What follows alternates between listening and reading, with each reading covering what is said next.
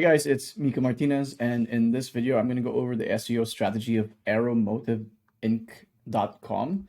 Um, it looks like they're doing at least 10K in monthly revenue from SEO right now, and we're basically going to do a deep dive on their SEO strategy and what they can improve to scale that to at least 50K a month in monthly revenue from SEO. If you don't know who I am, I've been in the SEO industry for 6 years now. I've worked on over 200 plus projects. I've scaled some brands to over 7 figures in monthly revenue, in annual revenue with SEO. And yeah, let's get to it. I'm going to use this checklist to go over our playbook. This is the playbook we use to get results for e-commerce brands in our agency. We're going to go through this one by one and basically evaluate the SEO strategy of Aeromotive Inc. Right. So number one, internal product page links. So a lot of Shopify brands have issues on their collection pages because out of the box, these product page links are kind of broken, but they seem to have fixed it. I'm going to give you an example of how that would look like if it were broken, so that you have an idea of whether yours is broken or not. On this site, righteousfelon.com, if you go to the jerky collection page, you can see that their internal product page links are nested within the collection page. And that's tricky because if I go to another collection page called Healthy Beef Jerky, and I go to the same product, they end up having different internal links, right? But if you look at the source, if you look at the source code, they actually have a canonical to the original product page URL. And so ideally, you skip this and just have the original product page URL as the internal link on your collection pages. And so Aeromotive has already done that, which is really good. Next, breadcrumbs. It doesn't look like they have any breadcrumbs because when you do fix that internal product page link issue, the breadcrumbs do break because the way Shopify works is that the breadcrumbs are created based on which collection you came from, right? So in the example of the beef jerky site, if you came from just the jerky collection page, the breadcrumb would be like jerky and then the product. If you came from the healthy beef jerky collection page, then the breadcrumb would be healthy beef jerky and then the product. So that is problematic, especially when you fix the internal product page links. It breaks, and that's probably why they don't have breadcrumbs. And they want to implement that because breadcrumbs are really useful, not just for users, but for the search engine also. It gives them an idea of what the site structure looks like. Next, let's look at whether they have product or blog tags indexed. It's easy to check that. You just have to go do this quick Google search. And well, they do have a few product tags indexed, but that's just 4, meaning they have cleaned up most of it. I would still remove these pages though, because again, they don't provide any SEO value at all. Okay.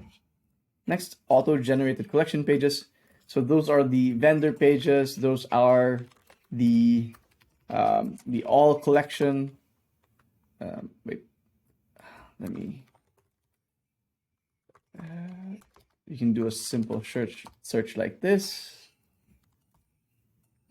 So they do have, it looks like they have removed it. Well, they haven't removed the all collection because again, like these pages don't provide any SEO value. Nobody is searching for like, these collection pages. So it's better to remove them from the index so that you're not crawling or you don't have any unnecessary duplicate content, or the search engine is not crawling any useless content on any useless pages that provide no SEO value on your site. Next, let's move to navigation and site structure. So let's look at the homepage. So the homepage is actually pretty clean. I like that they feature the key collection pages at the top, because again, your homepage is the most valuable page on your site. Most of your backlinks go to the homepage, and you want to funnel that link juice to your most important product category pages, right? So these collections: fuel pumps, fuel regulators, fuel filters. So it's good that they have this at the top of the page. And then you have some products here. Maybe if they are key products or they're very popular products with some search volume, it'll be good to have them here. But yeah, you want to feature the collections more. It just makes more sense from an SEO perspective, and even like a user experience perspective, because I think like if they're looking for fuel pumps, they are going to want to see options for the different fuel pumps they can purchase, right?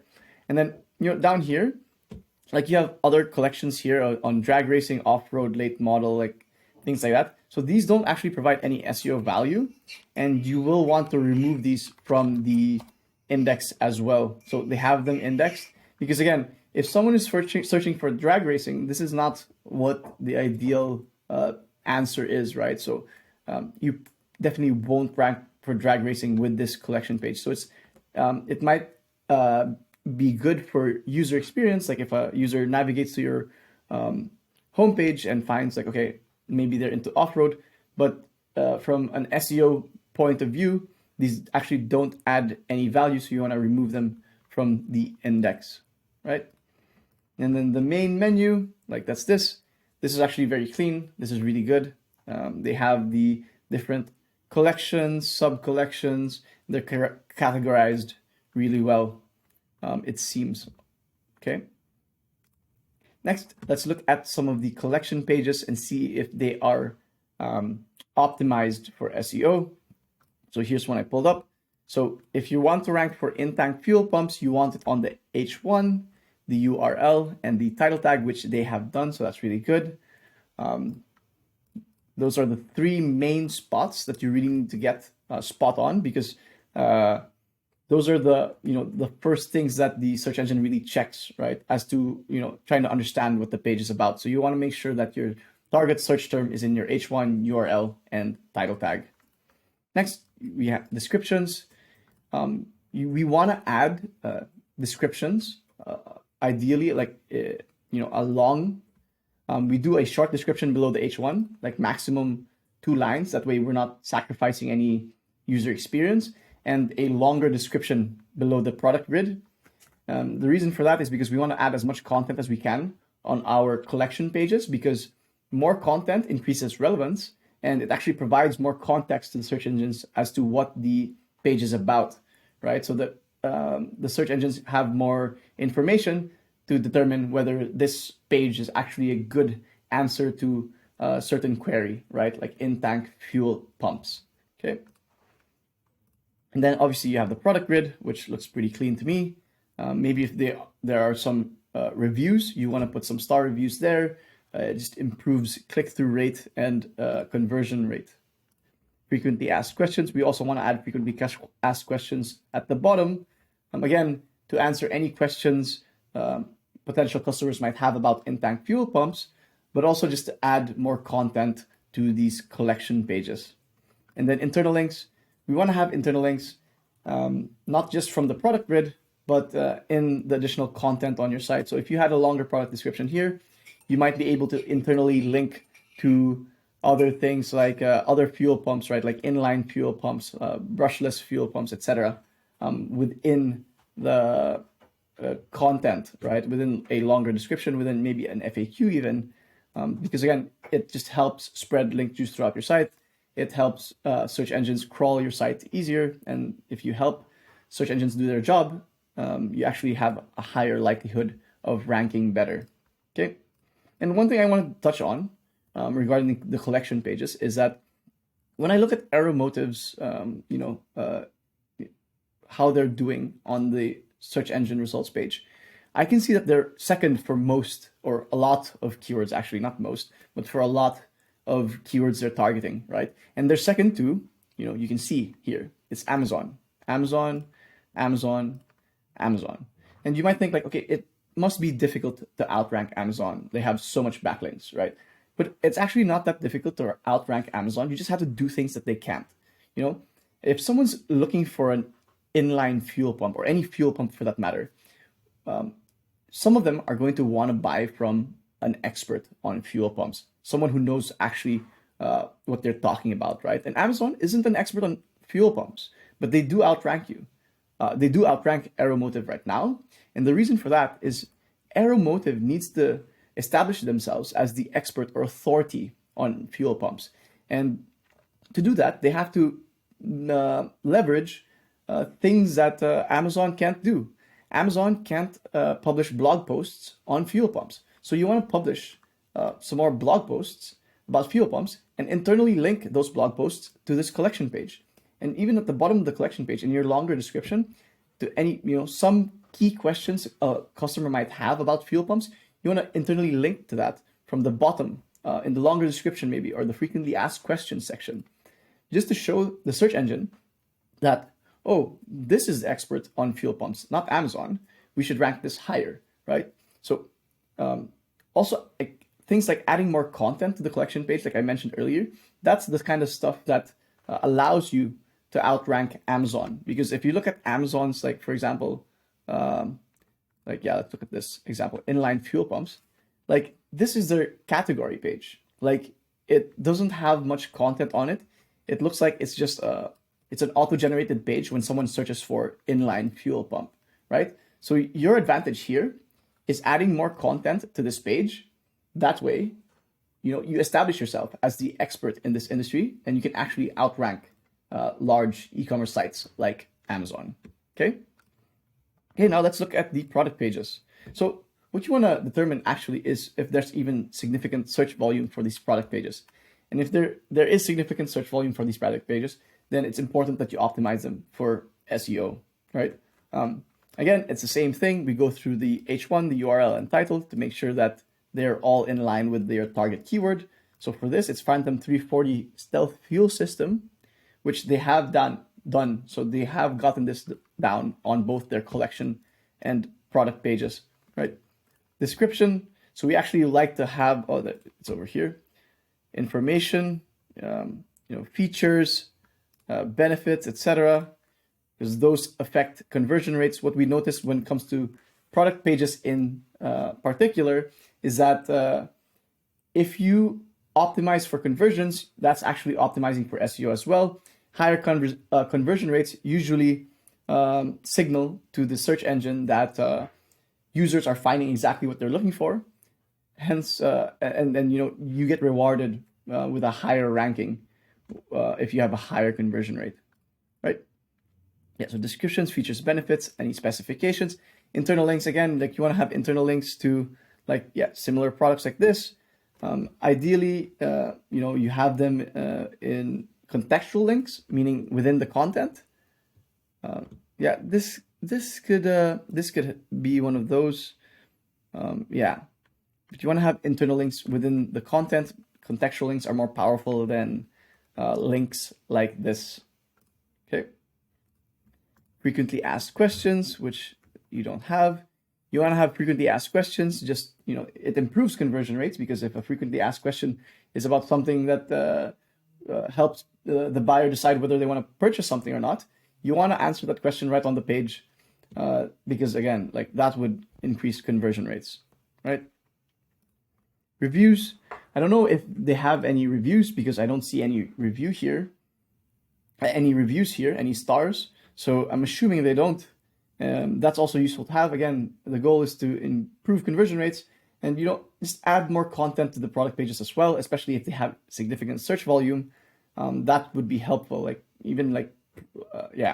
would just be helpful. And the last thing is, let's look at schema. Schema, if they have any schema integrated. So they have organization schema.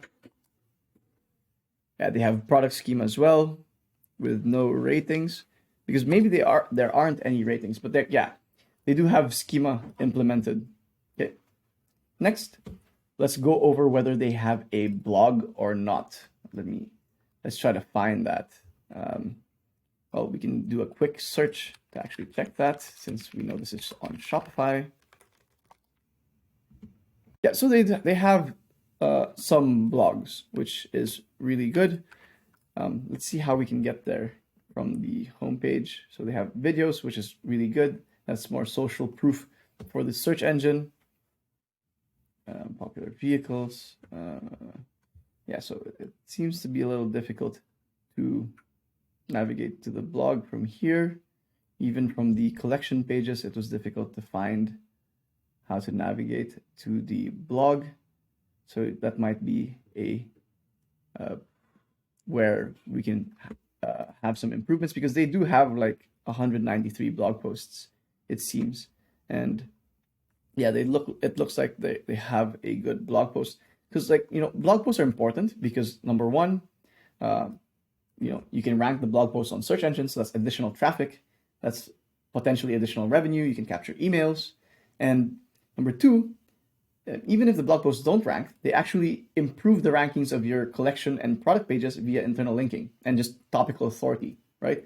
Like if you're talking about, if you have blog posts answering questions about fuel pumps, the search engine can see that and see like, okay, this person must be, this site or this source must be the expert or authority on fuel pumps, because it's answering every question a potential user might have regarding fuel pumps, right? And if we go through the, I'm not sure if this has any significant search volume, but again, when it comes to the blog posts, you want to do proper keyword research to make sure you're actually publishing blog posts that have search volume or have some SEO value, right? And it's the same thing again. You want to optimize the H1 URL and title for SEO. You want to make sure the blog itself is optimized for SEO. I can't really tell because I'm not sure if this even has much search volume or if it's just news. But yeah, like if it's just news, we would actually remove that from the index, or eventually remove that from the index as the search volume goes down, or if there's no search volume at all, it doesn't provide much SEO value. So you don't want those to index those. The type of blog posts we would want to actually publish on the site are blog posts answering questions about like fuel pumps, fuel filters, fuel regulators, etc., so that you can establish yourself as the topical authority in your niche. Okay. And yeah, you can internally link those blog posts to the collection pages, the product pages, even build backlinks to those blog posts, and the link juice will flow through, and you will actually improve your rankings for the shopping pages, which is the most important thing, because majority of your revenue from SEO is going to come from those shopping pages. Okay. Yeah, I think we can skip this. So the last thing is link building. Let's see if they have any link building strategy. I like to go over, their referring domains growth. So their referring domains has grown quite a bit over the last year or so. I don't know if that's intentional. We can check real quick, actually. I can do a quick check of the quality filters that I usually look at. That's DR at least 30, traffic at least 1,000, to see how much of these domains are actually valuable backlinks. So yeah, they have a decent amount of quality backlinks, 145, just based on these quick filters, of course. And that's really like the last thing in an SEO strategy, building quality backlinks at scale. Yeah, so I don't know if 145 is enough to outrank Amazon, but a strategic link building strategy, or a well thought out link building strategy, is key. You want to build backlinks to the homepage, the collection pages, and most importantly, the supporting blog content that internally links to your shopping pages, right? We don't want to build backlinks to the product pages because, again, products can be discontinued. They can be, they can be discontinued. They can be phased out, things like that. You don't want to waste your link equity on pages that can potentially disappear. And, there is a thing where search engines can ignore backlinks going to product pages because, again, like if you have like an affiliate program, you'll get a lot of backlinks to your product pages. And yeah, so Google typically ignores those backlinks going to product pages. Some methods you can use to build backlinks are Harrow, digital PR, guest posts, and link insertions. Guest posts and link insertions are actually 80%, 70 to 80% of the links we build in our agency. Broken link building, creating linkable assets, and unlinked brand mentions. Those are really good link building strategies, right? So yeah, that's the whole SEO strategy. I think if you implement all these improvements, especially two things, adding more content to the collection pages, you can outrank Amazon for these keywords and get way more traffic. Because again, you know that 40% of the clicks actually go to the number one spot, which is a big difference if you're in number two, right? So, just adding more content to these collection pages and, publishing more blog posts around these collection pages, supporting blog posts will improve rankings. And again, I think you can scale this brand from wherever it's at right now. I'm assuming 10K to 20K a month in monthly revenue from SEO to I think around 50K in monthly revenue from SEO easily. Just because, a brand like this where you have a lot of product categories and, a high average order value can benefit a lot from SEO. Okay. So that's it for now. I hope that was helpful. If you have any questions, you can send me a message on Twitter. I'm most active there. And yeah, if you're interested in us doing your SEO and adding at least 20K in monthly profit to your brand, you can book a call with me. If you book a call with me, there's no obligation to work with us. So at the very least, you end up with a free SEO consultation and an action plan that you can implement on your own. So yeah, that's it for now. Thanks for watching. Cheers.